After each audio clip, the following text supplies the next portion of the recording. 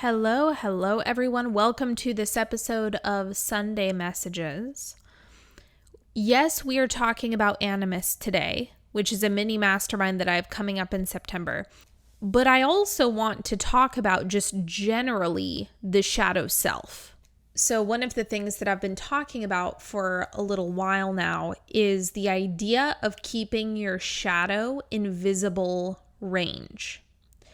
And the reason why this is important is because of the type of environment that makes it so that your shadow becomes destructive. And there's obviously many different ways that this can show up, but the environment really matters. And I'm talking about the energetic climate that your shadow is in. So the things that make shadow grow are fear, denial, suppression, shame. Those things, if you start doing those things to your shadow, it'll grow. And when it grows, you try to suppress it, you trap it in the closet, that energy is going to leak and go somewhere else. I see this a lot, particularly with the Shapeshifter Codependent types. If you don't know what I'm talking about, this is in the 7 Deadly Shadows masterclass that I did. It's on my YouTube. But I explained Shapeshifter Codependence. It's exactly what it sounds like. It's shape-shifting in order to please others, right? Kind of losing your sense of self and just wanting to do anything in order to keep yourself safe. The interesting thing about that is now, even though for someone like me, I can spot your shadow really easily, it may not be as visible to you as it is to someone like me. And if it's not in your own visible range, then that means that energy is going to leak somewhere else and it becomes destructive. So for Shapeshifter Codependence, a lot of the time, this will look like crying outbursts, getting really overwhelmed. It's that old expression that people used to mention, like, you have a really bad day, then you come home and kick the dog. Like you have this explosive place where your shadow ends up leaking because that energy's got to do something. If you don't have it on a leash, it's going somewhere and it's doing something and it is getting its way, whether you like it or not. So you may have heard me refer to this recently. I describe there being 2 different methods that your shadow will leak. So one is implosive, one is explosive. Implosive looks a lot like self-sabotage, engaging in what you could call self-harm behaviors. So that can be addiction. That can be putting yourself in a really bad financial position, because financial self-harm is absolutely a real thing. Then there's engaging in really high-risk sexual behaviors that are actually harmful to yourself. So that's what I describe as implosive shadow leakage. Explosive shadow leakage is exactly what you would imagine. It's that kicking the dog energy. It's leaking all over the place. You're having outbursts at people. You're, saying rude things to your partner. You're getting extra frustrated. You have a really short fuse with your kids. You're being set off by things that seem to have no correlation, or you start to get extra prickly and explosive. To me, all of this points to there are aspects of your shadow that are not in visible range. That means your monster is off leash. Your shadow self is off leash. You're not in control of what's happening with this. So then we get to, well, how do I fix it? Now, there's an element of this where it's like just basic nervous system regulation. That's like step 1. But what happens when you're doing the basics and you've still got these shadow elements that are kind of running amok? Or there's a lot of things that you're still afraid of, or places that you're not allowing yourself to go that you really want to, or pieces of yourself that are having a hard time being expressed because there's this desire to keep the shadow in the closet. Well, I know you already know that my personal solution is not to put the monster in the closet. You put the monster on a leash. On a leash. You don't keep it in the dark. That'll make it grow. It gives it more energy. It gives it more free reign, because that is where your shadow thrives. Now, I was listening to an interview with Jordan Peele, and he was talking about making a good scary movie. And he said one of the things that makes a really good scary movie is allowing the audience's mind to run wild. And he talked about the Blair Witch Project, if you've ever seen that movie. It's a really scary movie, but nothing happens. Nothing happens. It is all in your head. Nothing is seen. It's a complete mystery. It's in the dark. It's unknown. It's unacknowledged. And what Jordan Peele was saying is the scariest movies are the ones that keep the monster unknown until the very end. Because if you show the monster at the beginning of the movie, it's like, well, that's not that bad. This is the whole point of why I created Animus. Is you want to get to that place where you're not in suspense for your entire life and this monster is running amok in the movie of your life, when really all you need to do is just rip the Band-Aid off and show yourself the monster. Show it to yourself. This will not be as scary of a movie if you show the monster to yourself early. And it was a perfect analogy for the shadow self because it's the same. You know this. You see examples of this all the time where it's like, oh, that guy seemed so fun and seemed so cool, but really he was a pedophile.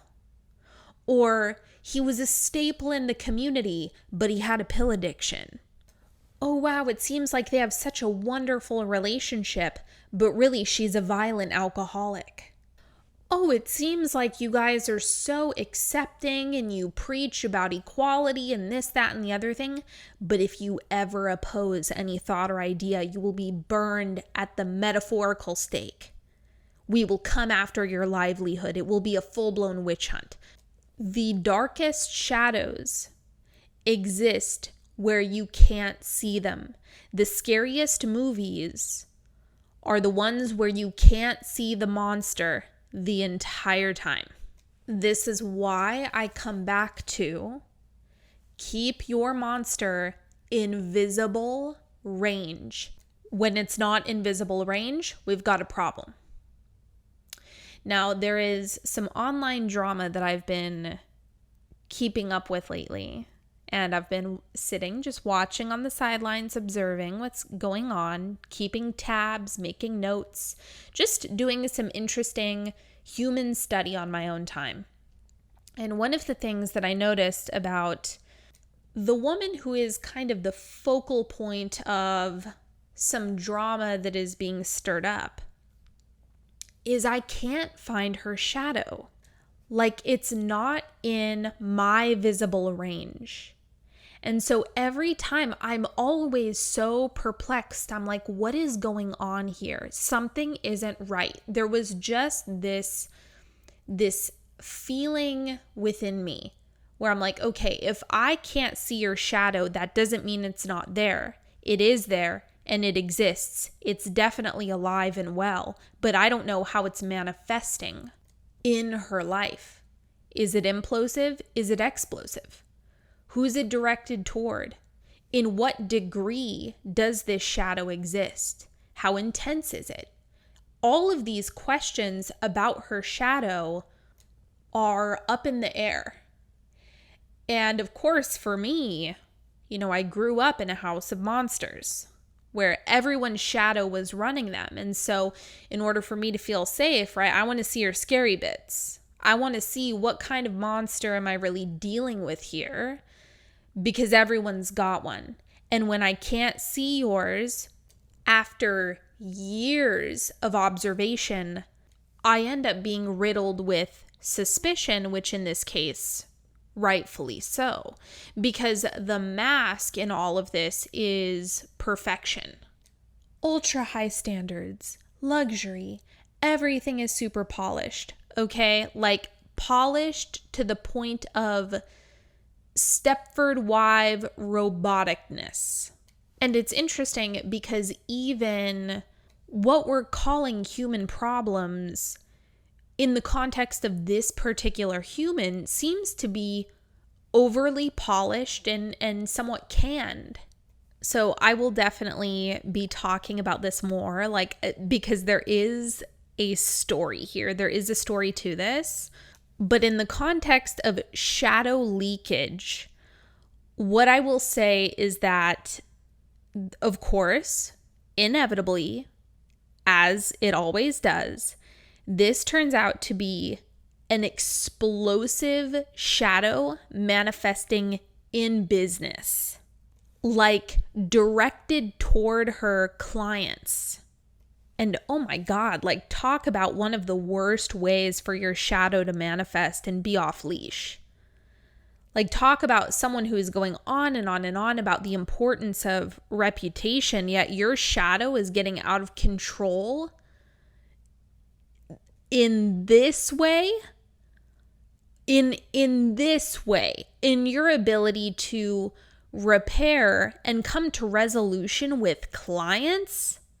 The point that I'm getting at here is it doesn't matter who you're looking at, what is going on with them. It doesn't matter how beautiful their life is. You can have a wildly beautiful life. That's all fine and good. You can make a ton of money. You can have all the nice things. You can have an epic relationship. You still have a shadow. There's no getting around it. Everyone's got a monster. And let me tell you, when that thing is not in visible range, holy moly, things can go sideways really, really fast. Now, where you see this stuff really start to go wrong is when people are expanding into really high places, particularly fast. So if you were in the 7 Deadly Shadows masterclass, you know that I talk about the universe expands in both shadow and light at the same pace. That is also true for yourself. So your unique shadow, as well as your soul, are constantly growing and expanding together. So both sides of the spectrum are deepening at the same time. So your consciousness, awareness, as well as the type of relationship that you have with your shadow, needs to constantly evolve. Because if you leave that aspect unattended, as in you're not paying attention to your dark desires. So when I'm saying dark desires, I'm saying like the forbidden desires, the things that you don't want to admit, the things that you want to suppress, the dark stuff, the scary stuff that we shy away from, the things that we're embarrassed about, that we're in deep shame around, or that we're afraid of, or the ways in which we want to act out. Your relationship with your shadow is going to develop over time. It's going to evolve in the same way your soul evolves. So if you are not paying attention to this aspect of yourself, and all of a sudden you're rapidly evolving, but the shadow hasn't been tended to, this means you're not keeping tabs on your dark desires. And if you don't keep tabs on that part, they're gonna bite you. You don't want that. You want the evolution with your soul, your attunement to your soul to expand, and you want the involvement of your shadow self. And your shadow, no matter how much it evolves, you want it to stay in visible range. So I told this story. It's a really good example of what I'm talking about. I told this story on the fear episode of 7 Deadly Shadows. And I was once on a group call in a mastermind, and there was a woman in there who shared that she was being really nasty to her husband, and it was revolving around money.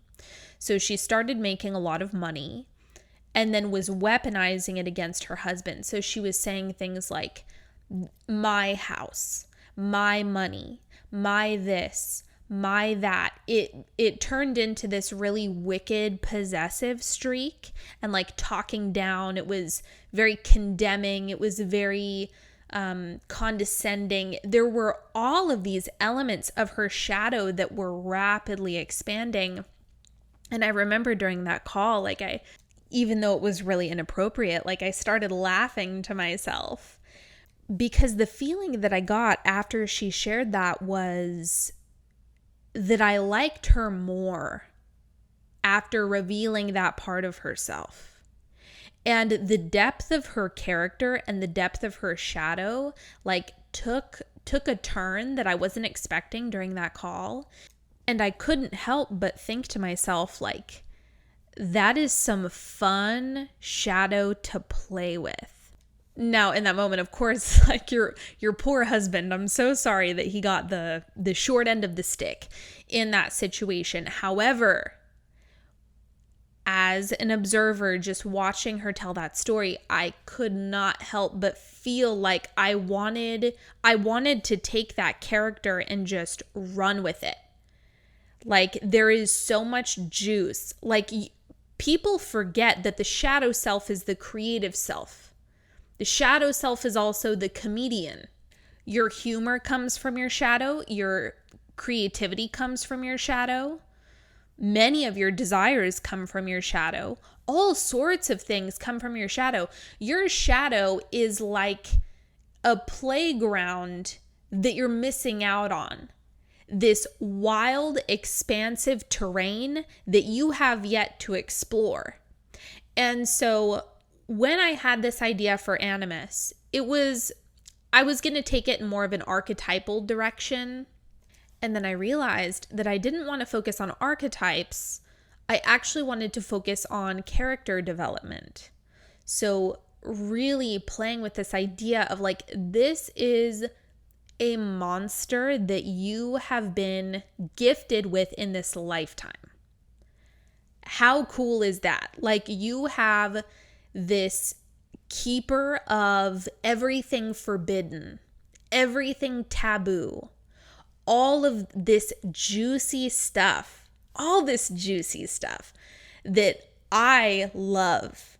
And so many people, talk smack about the shadow self, or think, oh, it's just this thing that you integrate, or it's just this thing that you like move through your body. It's just energy that you get out of your body. Fuck that.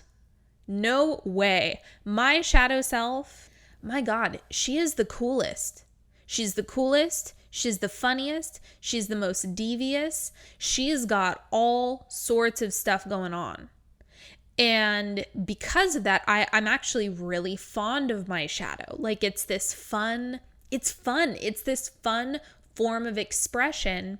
And because of that, I happen to achieve this perfect balance of like being a bitch, but doing it right. Be rude, but do it right. Have dark humor, but do it right. And the doing it right part has to do with my own comfort with my own shadow. Because the deeper that I go with my own shadow and I'm meeting it with love and attention and care, right? I'm tending to it. It's a pet. It's a pet. You have to nurture it and take care of it. You got to know what to do with it. You've got to feed it properly. You've got to know what sets it off. You've got to know, like, if there's fireworks, is it going to piss all over the floor? Right? You've got to know these things about your shadow. And this is a relationship. This is a lifelong relationship. You're not getting rid of the shadow self. So forget about that. Forget about that. You're not going to be able to get to the point where it stops expanding. Your shadow is going to expand.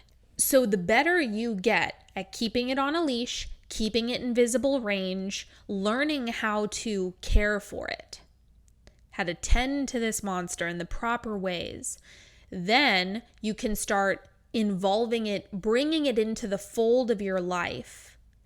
and speaking to it in your relationships, because it will definitely do more damage in the dark. The other thing that I've also found is for the people who are in the closest relationships with me, because I can communicate around my shadow effectively and, again, keep it on a leash. Like it's there, it's around, it's got desires, it needs proper food, it needs proper light, it needs things and stuff. For the people who are closest to me, they're able to depersonalize more effectively because they also have an eye on my shadow. Now, this doesn't happen every time.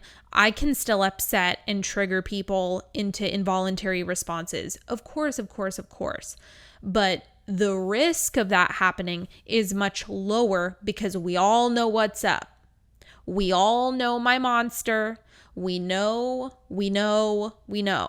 So through knowing, we know when to not buy in, when not to take it personally, when not to engage with it. We know when it takes the wheel. We know when when it's super active. We know when to take a break and come back to the discussion another time when I'm in a clearer mindset.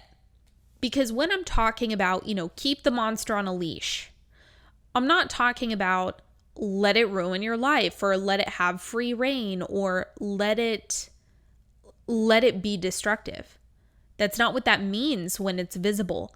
People are afraid that if it's in visible range, then that means it's going to do harm. That's not true.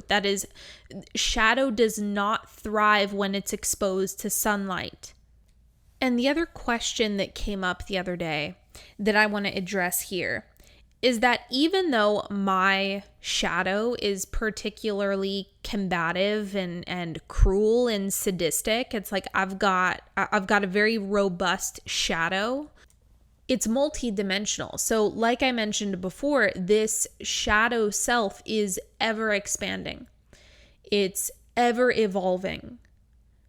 And so it can take many different forms. Remember, this is a nuanced character that has been growing, developing, learning, collecting data with you.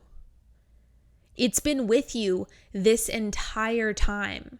So it doesn't just present as one feeling or one thought form or one style of operating.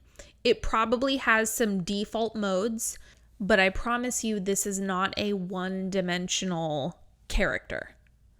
There's a lot going on. So for Animus in particular, I'm taking you into deeper character development and relational development with your shadow. That's what it really is understanding the needs, the desires, and the care that your unique shadow requires. So the question that I got was, what if my shadow isn't like yours? Or something to that effect. Like, what about the different ways that it manifests? And that's why in the month that we spend together, it's really going to be about the relationship building and understanding what your shadow needs, because not all of them are the same. The same way your soul has come to unique conclusions, your shadow has come to unique conclusions about the world. It has its own set of adaptations, its own thing that it wants from you. And so of course, like if I'm hostile and sadistic and you are going into a constant fawn response, your monster is going to need very different things than what I need. So what I'm going to be doing, and it's really fun because I've never done this before, but I'm actually doing shadow readings. So the more we're together, when we go into these calls, it's like I am going to help illustrate this character to you and really look at what it could become. When I gave you that example, that story of the woman that I was on a call with who started talking about, being really possessive and like hostile towards her husband over the money thing, there were so many different places that my mind went about what the potential of that character has to be and how it can actually serve you.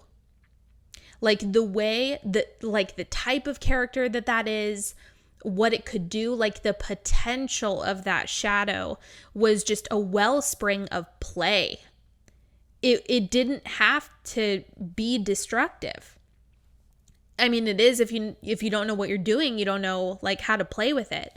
But when you do understand what your monster needs, what it wants, how to feed it, how much light to give it, how much exercise does it need, all of that stuff, then you get to have a really fun time because it's no longer this thing that is secretly ruining your life or not so secretly ruining your life.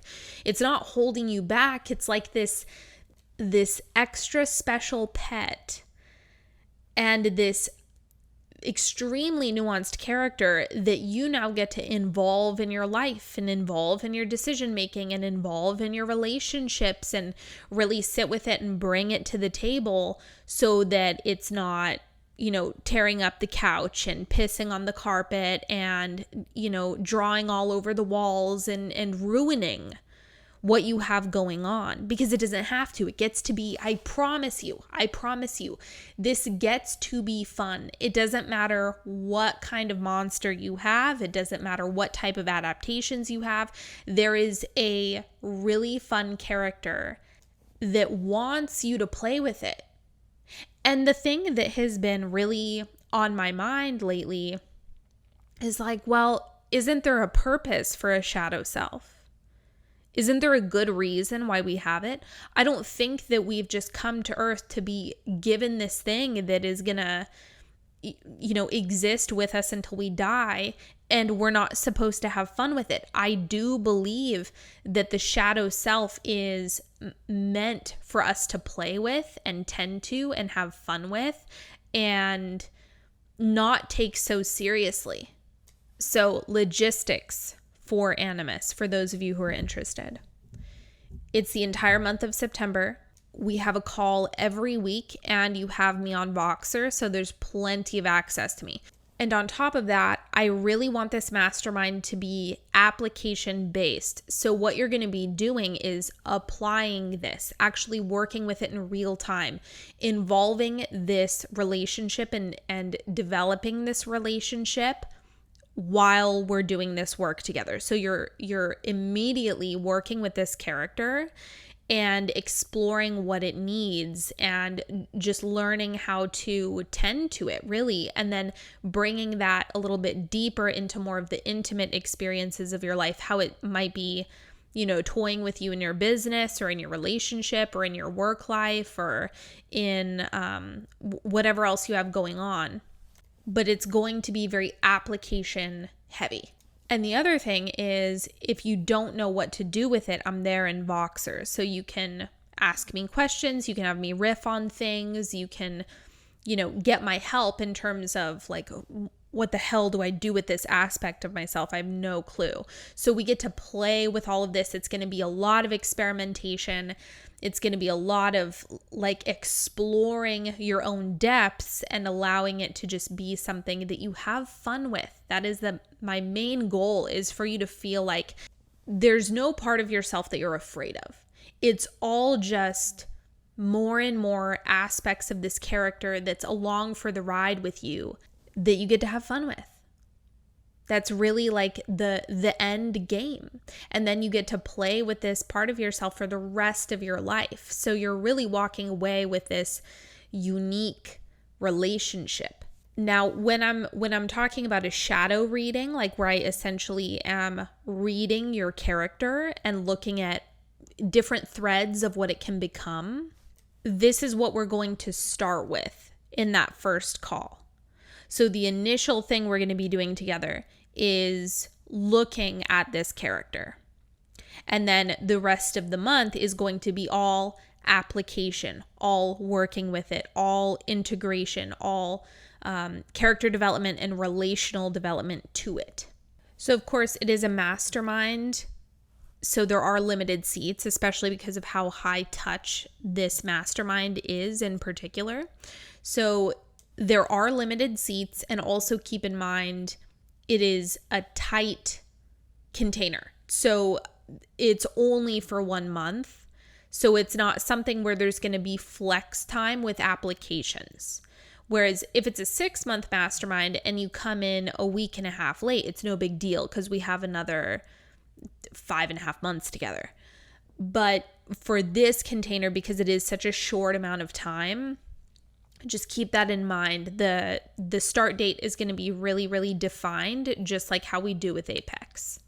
So if you would like more details, and I talk about some of the benefits that come from doing this work and my personal experience doing this work, I have that all listed in the application page. So you're welcome to go check all of those details out. And I believe that's it. I think that's it. So anyway, I'm really excited to read all of these applications. I'm so excited to have you inside. It is going to be so much fun. And if there's one thing that I can tell you about my masterminds in particular, is that I feel like they're just so fun. They're really, really, really laid back and comfortable. I feel so much comfort in the masterminds that I put on. And so that is what you can expect from me. We're going to play. We're going to have fun. We're going to talk about all the scary stuff. We're going to go into all of the bits that you're used to rejecting, and we're going to turn it into the best character that you've ever experienced. You're going to fall in love with your shadow, and it is not going to scare you anymore. So that is what I have for you today. I'm so excited to see all these applications come in. I want to see, show me your scary bits. Show me the scary stuff. Show me. Let me see it. Let's make a whole bunch of like really fun villainous characters. Let's go.